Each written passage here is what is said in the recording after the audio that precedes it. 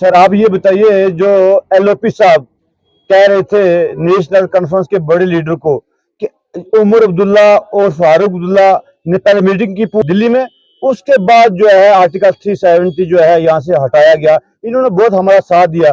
क्या आपको लगता है कि उमर अब्दुल्ला फारूक अब्दुल्ला लोगों को बेवकूफ बनाते जम्मू कश्मीर को वोट बैंक के लिए? सर देखिए आजाद जी, कल जो एलओपी साहब का बयान आया जिसमें उन्होंने सागर साहब जो हमारे एमएलए हैं उनके साथ बातचीत कर रहे थे और मीडिया के सामने उन्होंने क्लियर कर दिया कि नेशनल कॉन्फ्रेंस ने हमेशा लोगों के साथ धोखा किया है, जम्मू कश्मीर की आवाम के साथ धोखा किया गया है। जब ये दफा टूटा उस वक्त इन तमाम लोगों को जो है नेशनल कॉन्फ्रेंस के लोगों को जो है कॉन्फिडेंस में लेके शेख फारूक अब्दुल्ला साहब को और उमर साहब को ये पता था कि यह दफा टूटने वाला है। कल ये चीज जो है हमारे एलओपीजी ने क्लियर कर दी।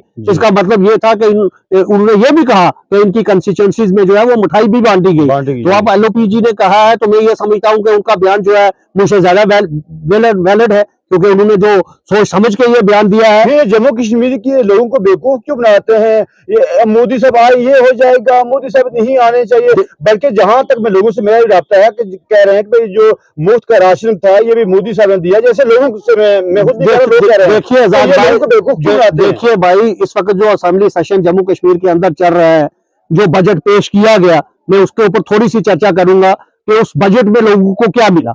यहाँ के लोगों ने 50 सीटें जो है नेशनल कॉन्फ्रेंस को दी, उसके एवज में यहाँ के नौजवानों को क्या मिला? कुछ नहीं मिला।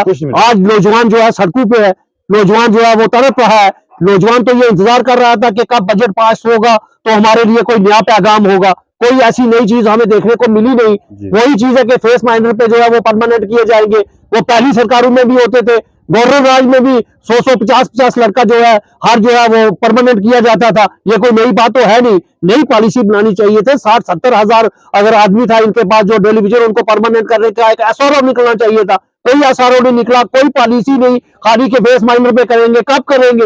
होना ही नहीं है। ये लोगों के साथ सरासर नौजवानों के साथ फ्रॉड किया गया है। यहाँ पर जो बजट पेश किया गया उसमें क्या बेहतरी हुई है?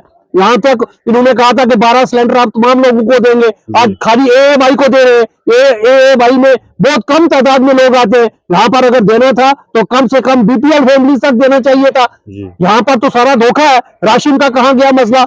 इस वक्त मैं आपको ये बताऊं कि जितनी स्कीमें सेंट्रल स्पॉन्सर्ड स्कीमें हैं उन स्कीमों को पेश करके ये बजट बनाया गया है। इस बजट में तो कोई बेहतर चीज है नहीं है। इन्होंने कहा जी हम 200 ई बसेस चलाएंगे, ई ट्रक चलाएंगे, उससे क्या बेनिफिट मिलेगा? हम लोगों को जो है हैंडीकैप तो हम जब छोटा सा बच्चा होता था उस वक्त भी हैंडीकैप से किराया नहीं ले जाता था, उस वक्त भी वो फ्री चलते थे। सर आप क्या कहना चाहिए जम्मू कश्मीर के लोगों को जो उम्र सरकार बहुत बेवकूफ बनाती है? 17 साल में भी काफी लूटा है। इस बार बजट की आप लोग के सामने मिसाल है और उनका जो है बीजेपी का जो है एलओपी उनके सामने कह रहा है कि जब आर्टिकल 370 जब दिल्ली से हटाया गया तो फारूक अब्दुल्ला की रजामंदी के साथ हटाया गया। तो यहाँ मगरमच्छ के आंसू रोते क्यों रोते हैं? बिल्कुल एलओपी साहब सही कह रहे हैं, इसमें कोई दूसरी राय ही नहीं है। इन्होंने हमेशा जनता को बेवकूफ, लोगों को बेवकूफ बनाया है। बेवकूफ बना के इन्होंने 50 सीटें ली और दोबारा जो है ये कुर्सी पे बैठ गए। इन्होंने ये भी कहा था अपने दौर में कि जब तक स्टेट नहीं बनेगी हम इलेक्शन नहीं लड़ेंगे, हम जो है यूटी का चीफ मिनिस्टर नहीं बनेंगे। आज देखिए उमर साहब यूटी के चीफ मिनिस्टर बने, इन पे क्या भरोसा करोगे? नेशनल कॉन्फ्रेंस तो है ही धोखेबाज। इन्होंने हमेशा धोखा किया है और कांग्रेस वाले इनके सपोर्टर है, चिचेरे भाई, वो हमेशा साथ रहे। 70 साल से तो उनकी यारी रही है। जब तक कांग्रेस सेंटर में रही तो फारूक साहब जो है चीफ मिनिस्टर रहे। बोरिया भर भर के इन्होंने नोट लाया कि हम मिलिटेंसी खत्म करेंगे, मिलिटेंसी खत्म नहीं कर सके तो मिलिटेंसी खत्म यहाँ पर आके जो है नॉर्मल हालात कश्मीर के अंदर मोदी जी ने किए।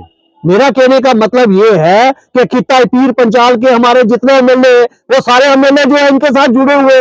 एक छोटा सा मसला था नेशनल लॉ यूनिवर्सिटी का, यहाँ पर एक यूनिवर्सिटी इन्होंने लाई कश्मीर के लिए, 2 यूनिवर्सिटियां लानी थी, एक जम्मू के लिए, कश्मीर के लिए। जम्मू में जो यूनिवर्सिटी आती, चाहे वो जोई पुंछ में बनती, चाहे जम्मू में बनती या चराम में बनती, उससे हमें कोई लेना देना नहीं था।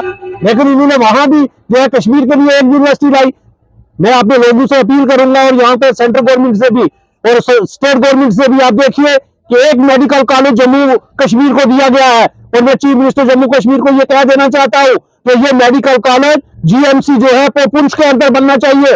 पुंछ के अंदर जो भी जगह सोरनकोट हो, मेंढर हो या पुंछ हो, यहाँ बनना चाहिए।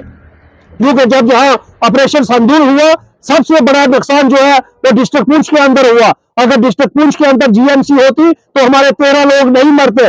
मैं गुजारिश करूंगा उमर अब्दुल्ला से और हमारे जितने यहाँ पर एमएलए हजरात है, चाहे वो जान साहब हो, अकरम साहब हो या मेंढर के जावेद राना साहब हो, मैं इनसे भी कह देना चाहता हूँ कि एक कैबिनेट मंत्री है, अगर इस बार हमें जीएमसी नहीं दिया गया, कोटमीद कॉलेज मेडिकल कॉलेज नहीं बनता है, तो मैं ये समझता हूँ कि यहाँ के लोगों के साथ जो है इंसाफ नहीं होगा।